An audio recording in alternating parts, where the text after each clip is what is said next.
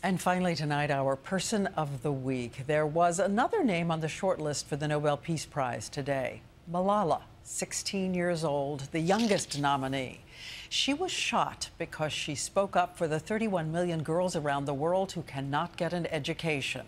Her new book is I Am Malala. And tonight, the miracles, the reason she survived that bullet from the Taliban.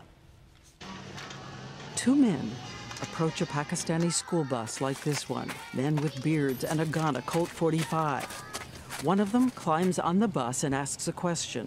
Who is Malala? She doesn't remember what happened next, but her friend described the moment. He fired three bullets, and one hit you on the left side of my head. I would have been doing like this.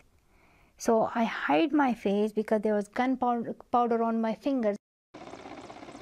She is bleeding, in grave condition, but 2 hours pass before a helicopter can deliver her from the local hospital to a military surgeon. He spends 5 hours trying to relieve the swelling on her brain and remove tiny clots. By a strange coincidence, there is someone in Pakistan for the first time. A top specialist in pediatric trauma from England, Dr. Fiona Reynolds, with her colleague, Dr. Javeed Kayani. They've been sitting in long governmental meetings on medical programs when suddenly Dr. Reynolds is told to race out and try to save the life of a famous and dying child. The tubes have given Malala an infection. The machines are improperly set. Her blood isn't clotting. Her lungs and kidneys are beginning to fail. She had become septic. It was obvious that she had a very serious life-threatening infection.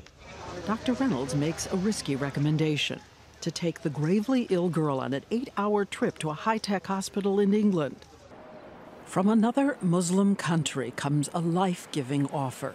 The Emir of the United Arab Emirates sends one of his royal planes outfitted as a hospital, a state-of-the-art intensive care unit. And for the entire 8-hour flight to England, Dr. Reynolds and Dr. Kayani keep Malala alive, breath by breath, organ by organ. And they also have noticed something else that defies possibility.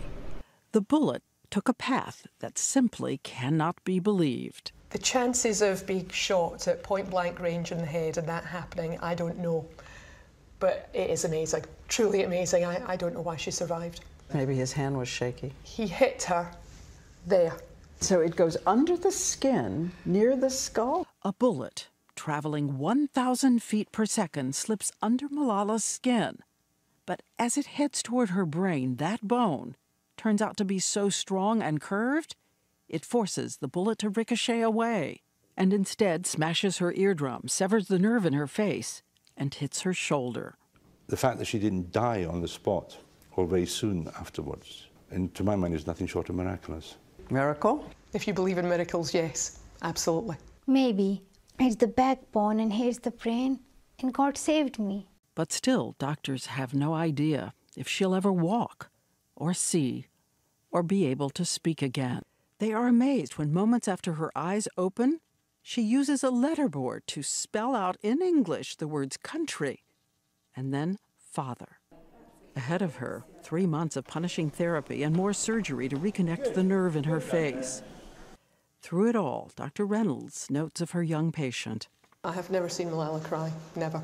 She's incredibly stoical. She had to have some sutures in her wound in her scalp, and she also had to have a needle to drain some infected fluid from her neck. And on both occasions, she didn't wince, she didn't cry, she didn't even squeeze my hand when they were sticking needles into her. I didn't cry because now I totally changed after that incident. But I don't know how did I change. I don't know what happened to me. But I have to say, who can do this? We all cry. I was feeling that this is a new life. Malala says she thinks death just wasn't ready for her. I think death didn't want to kill me, and God was with me, and the people prayed for me.